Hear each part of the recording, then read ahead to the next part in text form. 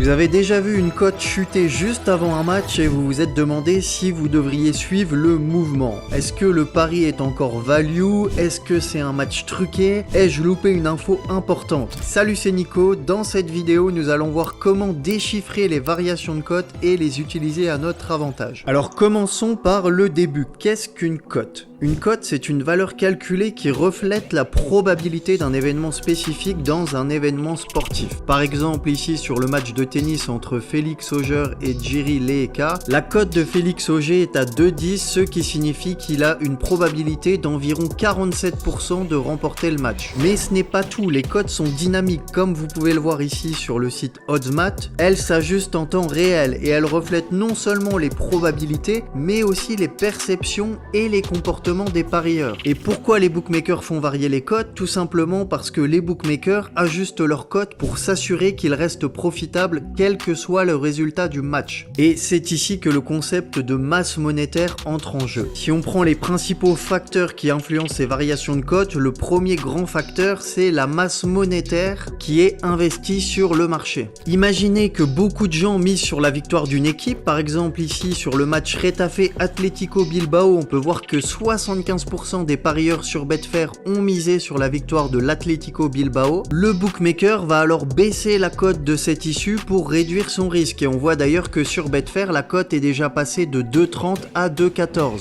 On peut le voir d'ailleurs ici sur la courbe que la cote baisse un petit peu. Et on peut le voir également sur Oddsmat. Si on regarde les variations de cote sur le match, on va regarder sur Pinnacle par exemple, on voit que la cote est sortie à 2,24 à la base et qu'elle a chuté, elle est maintenant à 2,08. Donc le bookmaker a fait chuter la cote au fur et à mesure pour réduire son risque. Pareil sur les autres bookmakers, sur un XBet on voit que la cote était à 2,33 à la base et qu'elle est désormais à 2,15. Et pourquoi les bookmakers font ça? Parce qu'en fait si trop d'argent est misé sur un résultat, par exemple ici sur la victoire de Bilbao, et que le résultat se réalise, le bookmaker pourrait subir des pertes importantes. On peut prendre un autre exemple avec le match de Bundesliga 2 entre Hambourg et Saint-Pauli. On peut voir que 87% des mises sur Betfair ont été misées sur la victoire d'Hambourg pour un total pour l'instant de 23 000 € et on peut voir que la cote est passée de 2,60 à 2,34.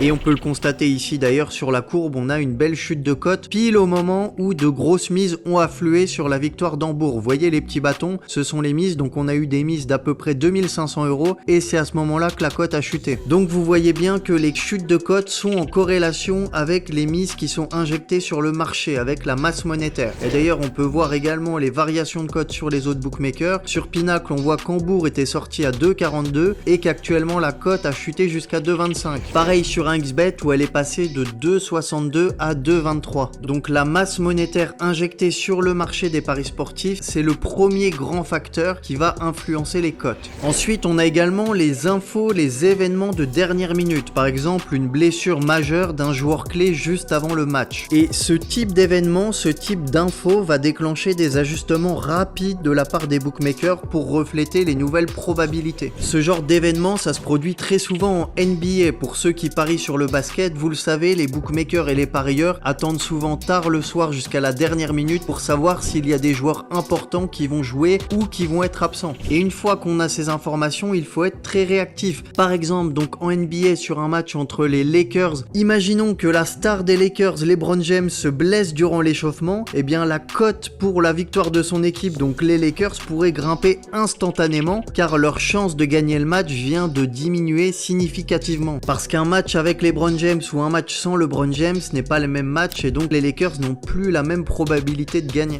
Donc ça c'est le second facteur qui va principalement influencer les cotes. Et on a un dernier facteur, celui dont je suis un peu spécialisé, dont je vous parle beaucoup sur cette chaîne, c'est les matchs truqués. Par exemple ce match entre Rosis et Tatran en 3e division tchèque, on peut voir qu'ici on jouait la 32e minute, il y avait 1-0 et il y avait énormément de mises de masse monétaire qui a été injectée sur le pari plus de 1,5 but à la mi-temps. Donc ce pari signifie qu'il doit y avoir au moins 2 buts en première mi-temps pour que le pari soit gagnant et vous voyez la cote qui dégringole. Donc ça c'est la chute juste avant le premier but. Le premier but est intervenu à la 2e minute. Donc on voit à la 2e minute la cote est passée de 2,75 à 1,50 et ensuite la cote est remontée normalement puisqu'il n'y avait pas de but. Donc la cote logiquement elle est passée de 1,50 à 2 et ce qu'on voit c'est que comme il y a eu énormément de mises dues au match truqué, la cote est redescendue anormalement. Normalement la cote, s'il n'y a pas de but, la cote du plus de 1,5 but, elle est censée continuer à monter. Et là elle a chuté et elle est repassée d'un petit peu plus de 2 à 1,33 puisqu'il y avait quasiment 22 000 € qui avaient été injectés sur ce pari. Et évidemment ici on était dans le cas d'un match truqué. D'ailleurs un penalty a été sifflé à la 33e minute et le score a été de 2-0 à la mi-temps. Pareil, un autre match truqué, cette fois en seconde division turque, le match entre Ankaraspor et Nazilli. Sur ce match il y avait un arrangement sur le match nul et vous savez habituellement les cotes des matchs nuls sont aux alentours de 3, on va dire entre 2,80 et 3,20 en général, et on voit qu'ici la cote du match nul 3 heures avant le début du match était seulement à 1,90 avec presque 31 000 € qui ont été misés sur le match nul et quasiment aucune autre somme qui a été misée. Voilà, 661 € qui ont été misés sur la victoire d'Ankaraspor et seulement 17 € sur la victoire de Nazilli. Donc c'est totalement ridicule comparé aux 30 000 € sur le match nul, et c'est cette masse monétaire une nouvelle fois injectée qui a fait chuter la cote du match nul. D'ailleurs on peut le voir sur les autres bookmakers, à la base la cote était à 3,99, elle est même montée jusqu'à 4,25 la cote du match nul, et 3 heures avant le match elle était à 1,88. donc c'est une chute de cote assez énorme,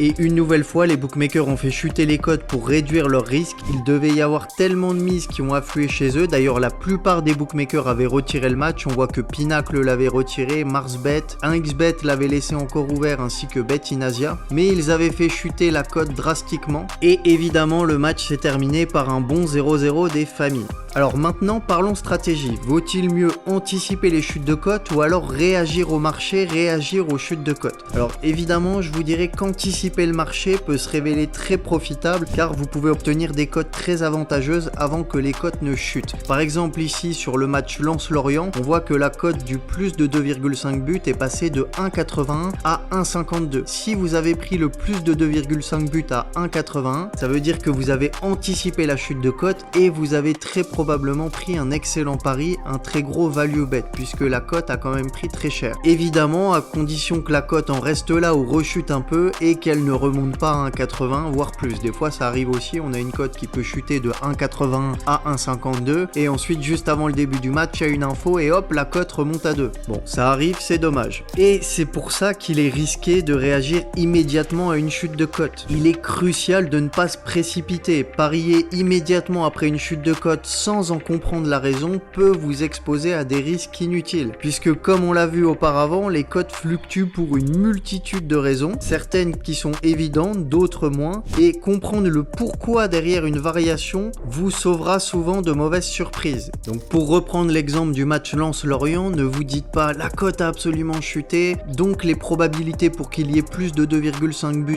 augmentent, donc je me précipite sur le plus de 2,5 buts avant que la cote ne chute encore. Essayez de comprendre pourquoi la cote a chuté. Est-ce qu'il y a eu une info en particulier qui est sortie? Allez fouiller les sites d'information, allez sur les sites des équipes, allez sur Blogabet, bref, cherchez les infos et essayez de comprendre la raison de cette chute de cote. Et surtout, rappelez-vous que l'objectif est de trouver des value bets.